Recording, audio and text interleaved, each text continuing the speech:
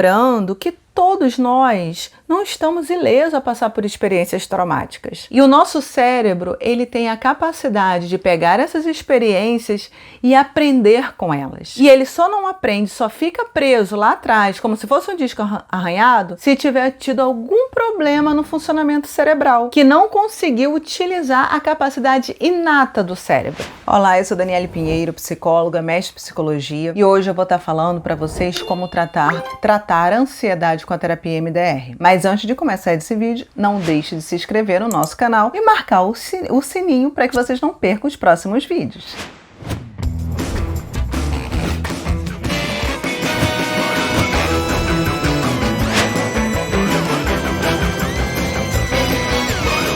Ansiedade, o transtorno de ansiedade, ela vem aumentando gradativamente ao longo dos anos, principalmente no último ano. E o Brasil já é o país mais ansioso da América Latina. Nós tivemos um aumento no último ano de 80% de pessoas ansiosas. E a gente precisa separar transtorno de ansiedade de comportamentos ansiosos. E nesse vídeo eu vou estar falando para vocês, compartilhando com vocês a forma que o terapeuta de MDR tem de estar trabalhando com a ansiedade. A terapia MDR é uma terapia protocolar. Ela é uma terapia breve e é uma terapia objetiva. Então, ela tem um protocolo a seguir, né? Várias perguntas que a gente vai fazendo, vai preparando o paciente para que a gente consiga resolver aquele problema, né? Para que aquele problema não traga mais tanto sofrimento. Esse é o objetivo da terapia MDR. Nesse vídeo eu vou estar falando sobre fobia. Uma pessoa, ela tem fobia, quer dizer, ela fica nervosa em relação a um objeto específico, que pode ser várias coisas. Pode ser um inseto, barata, rato, aranha, cobra. Pode ser elevador,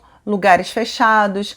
Pode ser medo de altura, medo de avião. Então, toda vez que a pessoa tem um batimento cardíaco acelerado, a respiração mais encurtada, mais ofegante, pensamento acelerado, sudorese, as mãos geladas, tudo isso, né, é como se fosse assim um nervoso, num senso comum, uma palavra do senso comum, né, em relação àquele ponto específico que não é coerente. É um medo exagerado em relação àquele objeto. Vamos pegar aqui o medo de elevador. O medo de elevador tem várias causas, tá? Então a gente vai desde causas que podem ser intrauterinas. Então aquela pessoa passou por alguma experiência traumática ainda no processo do parto, no processo da gestação, ou aquela pessoa passou algum acidente, alguma intercorrência, soube de algum familiar que passou por um acidente grave em alguma situação, que pode ser diretamente relacionado ao elevador, no caso do meu exemplo, ou pode ser em alguma outra situação e o cérebro, como mecanismo, generalizou aquilo ou deslocou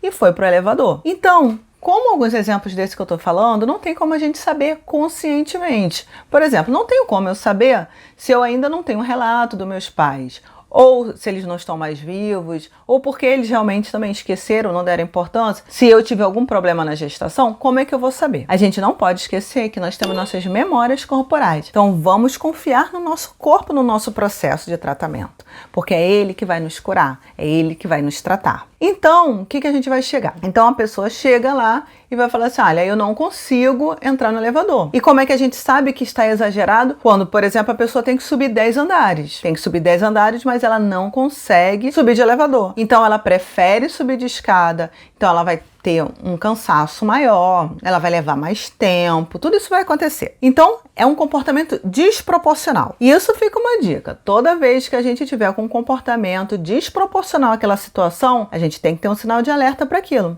Que aquilo pode ser um problema que eu tenho emocional ou que outra pessoa que eu estou olhando também tenha e eu preciso tratar. Então a pessoa fala, eu fui numa situação, não aguento mais, a pessoa vai chegar, né, relatando, né?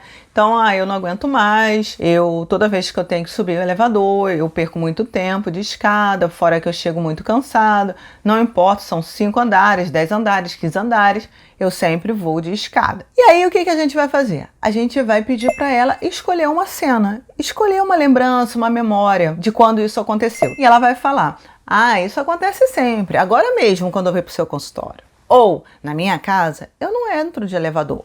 Ou, há 5 anos atrás, eu passei por um acidente de elevador. Alguma coisa nesse sentido. O que a gente vai fazer? A gente vai concentrar naquela imagem, vai pensar, né, o que é que aquela imagem trouxe de lembrança para aquela pessoa. Primeiro, aquela pessoa vai ter que descrever aquela imagem. Descrever como se fosse uma foto. O terapeuta ele tem que ser capaz de ver aquilo também. Então, quanto mais descritivo. Por exemplo, o que é descritivo? Então, eu sou uma mulher de cabelo médio, tô com batom vermelho, um blazer vermelho, né, uma blusa cinza claro, tô com um brinco, uma pele de cor clara, cabelos castanhos escuros, sobrancelha grossa. Isso é descrever. Conforme eu vou descrevendo, vocês são capazes de imaginar, de observar essa imagem também. Por quê? Quanto mais eu trago os órgãos de percepção, mais eu trago para o presente aquela cena. E se eu trago para o presente, o que eu ajudo? Ajudo o paciente a ter aquelas lembranças, aquelas memórias,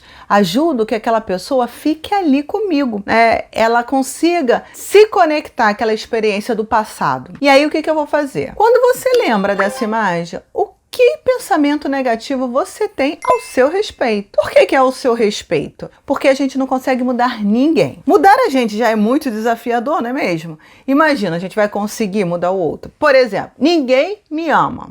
Minha mãe não me ama. Não sei quem não me ama. Eu não posso fazer com que ninguém me ame. Mas eu posso me sentir digna de ser amada. Então, eu posso voltar isso para mim como eu referente. No caso do elevador, eu posso falar: eu estou insegura, eu estou ameaçada, eu sou medrosa. Alguma coisa que faça conexão com eu, esteja no presente e seja generalizável. A gente não vai focar assim, eu sou incapaz de andar de elevador. Não, porque a gente, quando faz o processo da terapia, a gente quer que aquilo amplie. Então, que ela consiga pegar, por exemplo, a frase eu sou incapaz e ampliar para várias coisas. Inclusive assim, ela pare de pensar que ela é incapaz e comece a se ver capaz de fazer várias coisas. Capaz de passar numa prova, capaz de fazer alguma coisa que ela gostaria. Então, a gente quer que aquilo generalize, por isso que a gente não vai fechar. Aí a gente vai pegar a crença negativa, a gente vai pegar as emoções, as sensações físicas e vai levantar todo aquele protocolo. Isso que a gente chama de ICES. ICES, que é imagem, que é aquela foto descritiva. Crenças, que é o C, crença negativa, as emoções e as sensações físicas. Quanto mais elementos dessa memória tiver, melhor, porque cada um deles é uma porta de entrada para a rede de memória. Então a gente precisa ter acesso a essa rede de memória. Lembra, a gente precisa ir lá no passado, onde aconteceu aquela experiência, que pode ser lá na barriga da mamãe, ou pode ser há 5 anos atrás, há 10 anos atrás, e trazer aquela experiência mais adaptativa para o presente. Depois que a gente levantar esse protocolo, o que a gente vai fazer? A gente vai começar a fazer os movimentos bilaterais. E o objetivo dos movimentos bilaterais é reprocessar e dessensibilizar. Que aquela experiência não seja mais tão dolorosa, não traga mais tanto sofrimento e aquilo ressignifique. O que é ressignificar?